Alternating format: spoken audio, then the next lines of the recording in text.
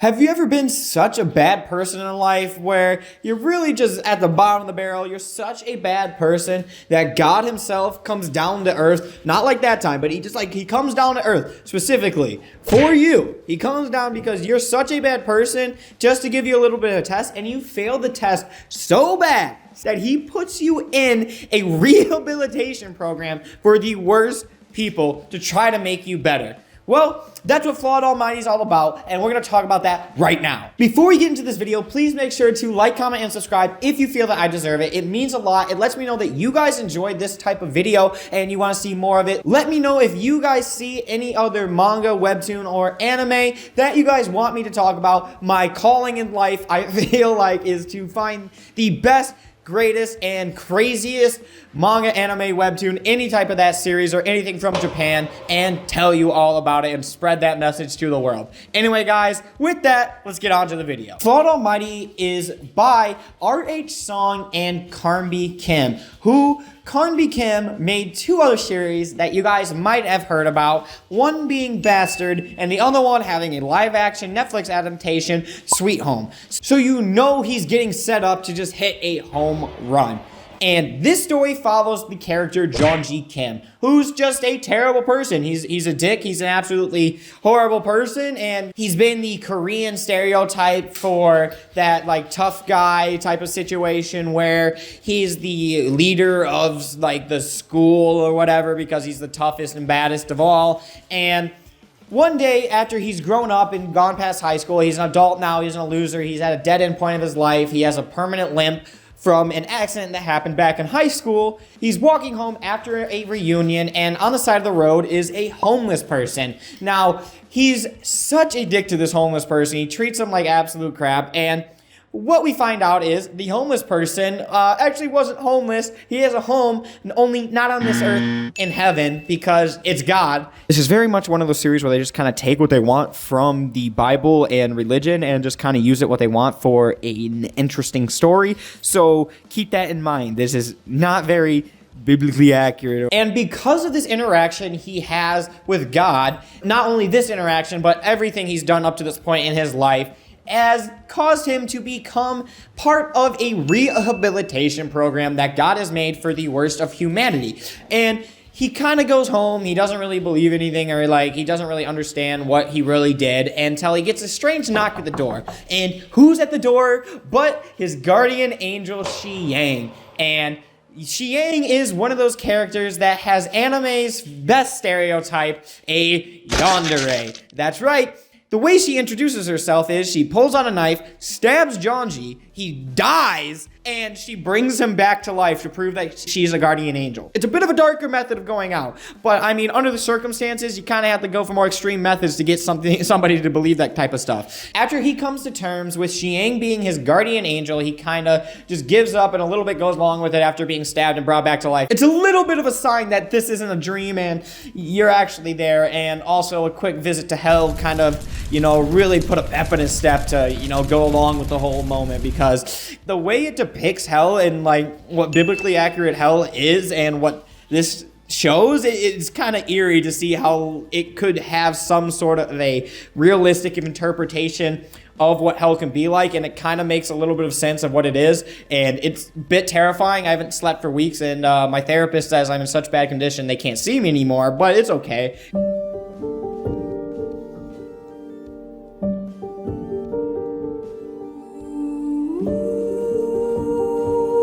But if I had this power where a guardian angel just popped out of nowhere and just said I can't die, the first thing I would do, the first thing, number one on the list, going to be me trying acid. This is all hypothetical, officer. Don't arrest me. I have not done any. I'm not trying to go to jail. I'm just saying this all hinges on the fact if a guardian angel comes from literal heaven telling me I can't die and I have no side effects from acid anymore, because the payoff of doing one trip of acid and seeing a karate dinosaur ending up with me on a life support system in the hospital with a melted brain doesn't really pan itself out, so I'm kind of gonna go stay on the sober side for a little bit and just kind of skip out on the whole acid trip psychedelic movement that we got. But this leads to Jeonji getting led into his first mission And the character that he has to save is someone called Hyun-guk. And he's someone who's been bullied for years. He's been bullied his whole life. And he's at the point where not only is he used to it, but he's given up on any hope of it being better. And he's just kind of at the whims of whoever's bullying him in the day. And he's just given up on life in general. But along comes Jeonji, who is now tasked to save him, and after a quick meeting in hell, he's very inclined to go on this mission and save him. Jeonji is very much a shoot first, ask question later type of guy, so his first instinct is to dress up as a cartoon superhero and save the day. So basically, he's doing his best vigilante cosplay and dresses up as a character called Super Bare Knuckles, who has a killer mustache and ends up going out there and just beating the shit out of these bullies, and like no mercy style, just absolutely demolishing them. And we find out that was not Hyun-guk's actual true dream. What he really wanted was to become strong himself, both physically and mentally. And this leads for a lot of harder tasks for Jeonji. He's not much of those very helpful fatherly type figures. He's very much, fists of everything. That's the type of guy he is, and that's how he lives. So Jeonji ends up having to open up like a Kinder egg and show that interior toy he has inside of him to be a little bit more helpful and emotional. And we get to see how he goes on that path. In fact, let's check out what he's doing right now. Let's see how Hyun-guk's doing with Jeonji's training. Ooh, that did not work very well. Whoa! What? What happened between that and that? Like, how do we cut to this type of a transition? What happened? This is like, talk about a night and day difference. I mean, something had to happen. We'll talk about a jump, not that type of jump, but think about what could have happened in between there. Maybe Jeonji's training isn't that bad at all. But we see Jeonji after he goes through this type of helpful training and his way of the fist style, which apparently works out really effectively. Do you have bullies at school? Do you have people who mess with you at work? Come on down to Bulky Bryce's Fist Emporium, where you can get all your fisting needs, training on all the muscles of the arms, because there's only two things in life that can save you from any situation, and that's this and this. That's the only two things that can save you. And down at Bulky Bryce's Fist Emporium, we are here to help you have the fists of your dreams. We're here to craft on the biceps, the triceps, that thing in between, the knuckles, the fingers, the palms.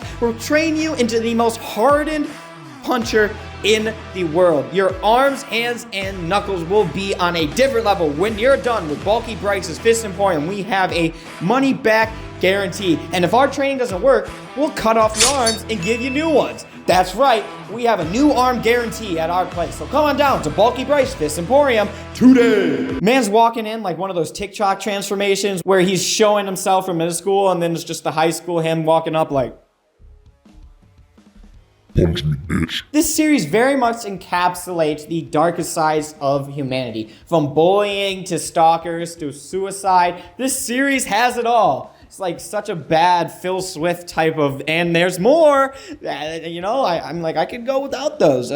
Free shipping's nice, but I didn't need that one. It's really interesting to see how the creator of the series has these people in the series react to different types of situations that go on with these really dark and depressing things that go on in their life. Everyone else handling it really realistically, and how I would imagine a lot of this stuff realistically going, trying to figure it out in a real sense. And then you end up with your newest WWE candidate over here, Jeonji, coming in here and just punching everybody with his fists. Apparently it works out really well because a lot of stuff ends up panning out. But Jeonji really has to develop, and that's what this series is all about, his development. Because as we see throughout this series, there's definitely a lot more that meets the eye, and this is a very literal sense of the battle between heaven and hell is still very much alive in a very actual sense, because at one point there's a hair demon, because there was a hair demon who I'm pretty sure possessed me a long time ago with the hairstyle that I decided to have, and I'm pretty sure it tried to blind me to get me to walk into oncoming traffic or something crazy like that.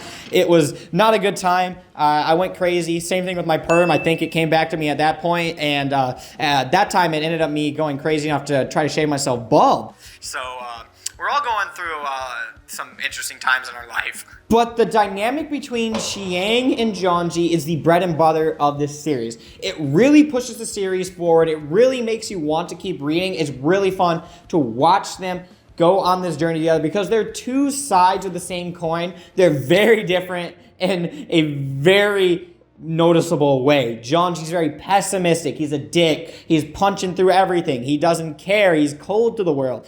Well, Xiyang, on the other hand, comes down to earth and is very naive to the earth and is very optimistic and much more grounding to Jeonji's pessimistic attitude, and the solutions they end up coming to are some of the wackiest things that I see that they pick, but it's extremely effective because it comes off of the tough love and realistic emotional side, and they end up balancing each other out extremely well. And another thing that really makes it interesting is the possibility of Xiyang being Jeonji's dead friend, because one of Jeonji's friends from high school, which he had two, one who always wore a helmet and looks like the Durarara character, and the other one who was bullied from another school, transferred to this school and got in good with Jeonji just because she wanted him to protect her from all the bullies of this new school. He kind of finds that out, and there's a lot more that goes on to it because I really don't want to spoil it, because you guys should read that because it could be standalone by itself, because it is one of the best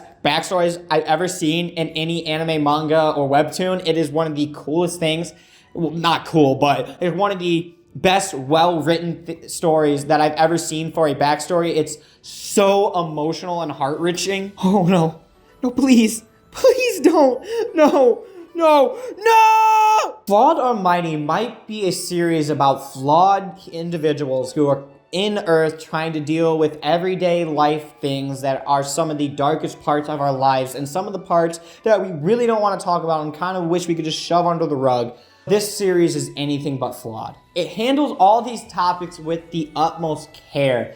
It adds such an interesting perspective on these types of situations in everybody's life, while having this grand overarching story with a literal battle between heaven and hell.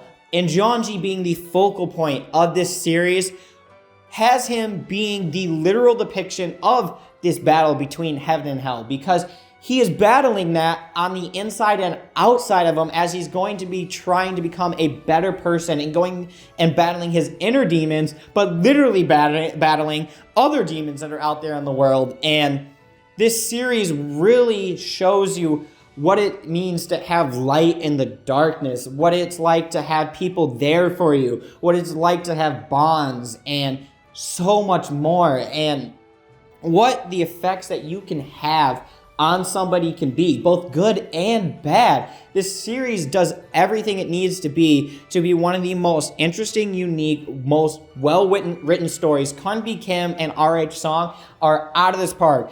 Carnby Kim is my favorite webtoon creator of all time, between Sweet Home Bastard and now Flawed Almighty. He does not miss. All of his series are bangers. You can find the series on Webtoons. Webtoons, please sponsor me. I really need it. I bought a house in this economy. The mortgage is whew, but I could really use it. Hit me up. My email's right here for all business inquiries. Please, Webtoons. It's free and you can read it right now. So what are you guys doing? Click the link in the description and go read the series Flawed Almighty by Carnby Kim and RH Song right now. DubsNotSubs, the coolest anime channel around. Use to subscribe and hit the like button, or I'll come to your house. That's not a threat for legal purposes.